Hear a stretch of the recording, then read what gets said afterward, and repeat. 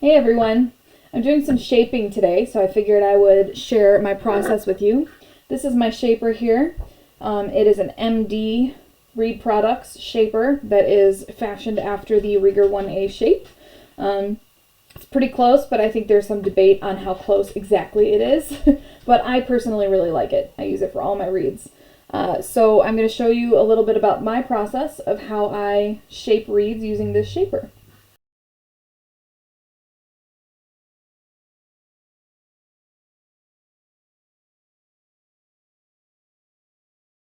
Alright, so here's my setup for what I'm going to use for shaping today. I have my flat shaper here. I've got my knife. This is a Pittsburgh handle. You can replace the blades, which is great. And then I've got my replacement blades here. I usually replace the blade after 10-ish pieces of cane. And then I've got my finished cane here that is going to come from my gouged cane here. The reason I'm using gouged cane and not gouged and profiled cane is because I use a flat shaper. There are folded shapers as well, and folded shapers usually need that openness and a little more cane taken off to be able to actually fold the cane in half. If we tried to fold this in half, it would be pretty difficult to fold in half because it's really hard, right? But if you use a folding shaper, you usually need to profile before you shape to be able to get that shape correct. With a flat shaper, it's a lot easier to get consistency in your shape by using gouged cane and then profiling after you shape. Hence the gouged, shaped, and profiled cane. So what's really convenient about my setup is that my shaper has the same holes that line up directly with my profiler. So this is what I use after my shaper to profile my reeds on a machine. And they have the same little, they're from the same company, so they have the same little circle to hold the cane in place, which is really convenient because then it makes sure that everything is exactly where I want it to be and all the measurements are exactly the same for every piece of cane.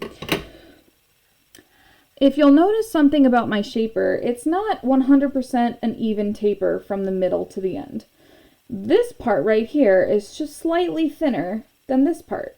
So a really big pitfall of these flat shapers is that if you just go ahead and take the cane off in one direction, you'll end up cutting off a little bit of that end to get a little bit of a smaller tube on all of your reeds.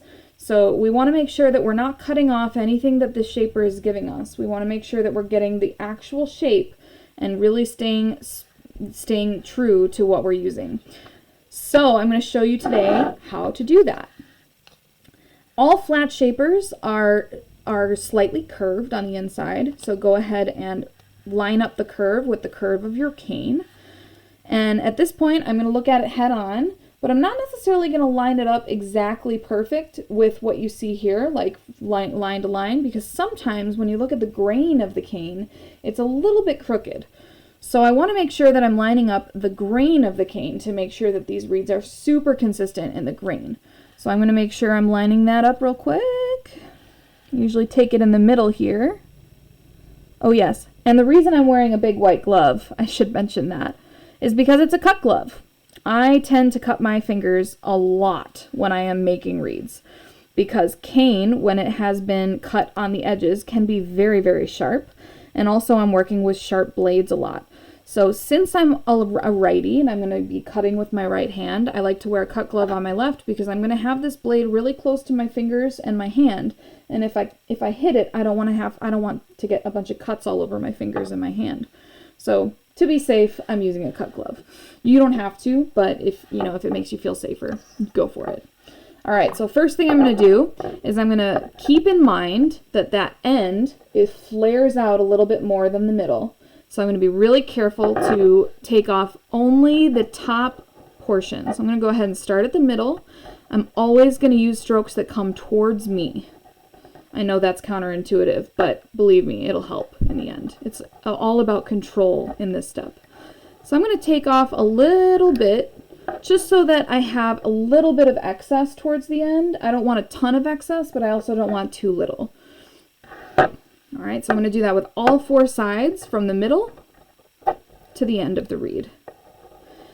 If you tend to go too heavy on the end, lift up your blade and actually like make it flat against the shaper. Kind of line it up with the length of the shaper so that you're like creating that angle so that you're not going towards, you're going away from, so you're not actually dipping into that cane. All right, same thing from the middle to the end, creating kind of a flat blade towards the end so that I'm not nipping off those edges. And my last side.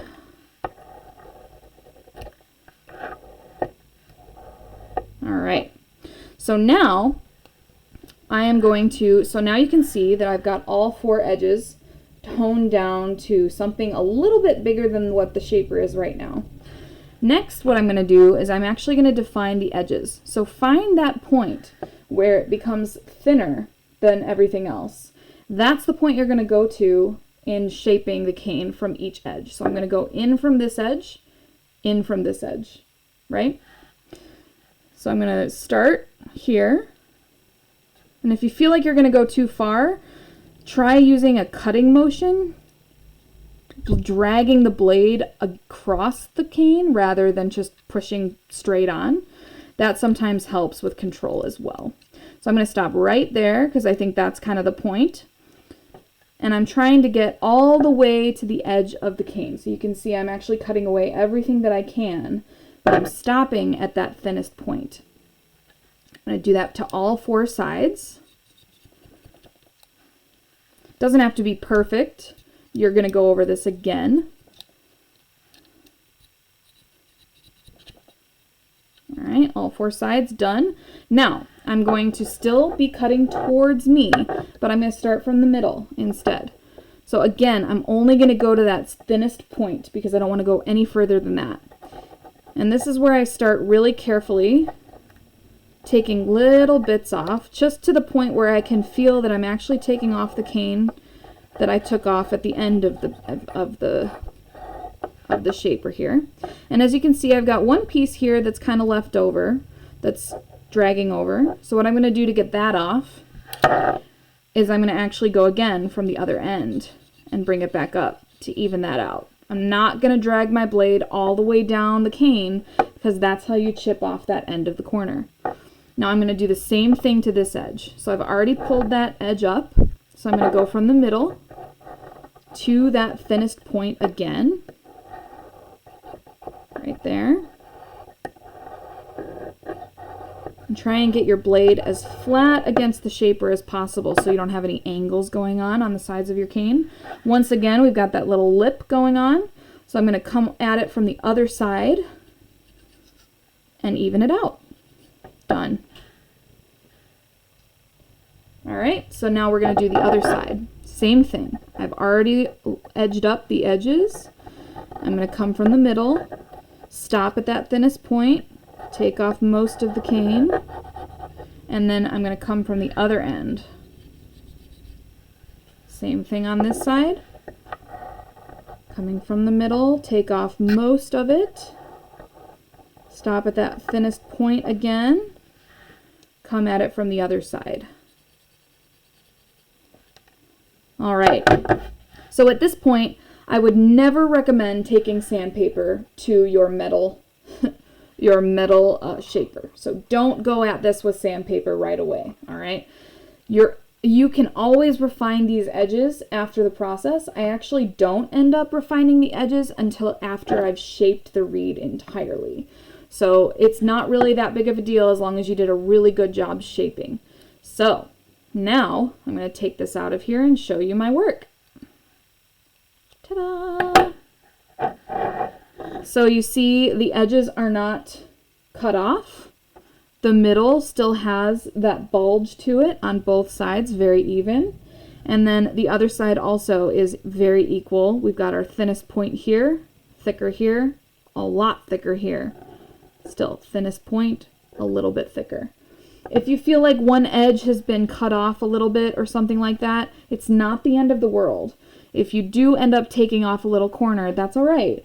But it just means that you're going to have to bevel more on the other side to make it line up with that side, and you're also going to have kind of more reaming to do once you actually form the reed, because the tube of the reed is actually going to be thinner because you have less space between the two edges of the reed. So that's how I shape my cane, and I hope that was helpful. Happy bassooning!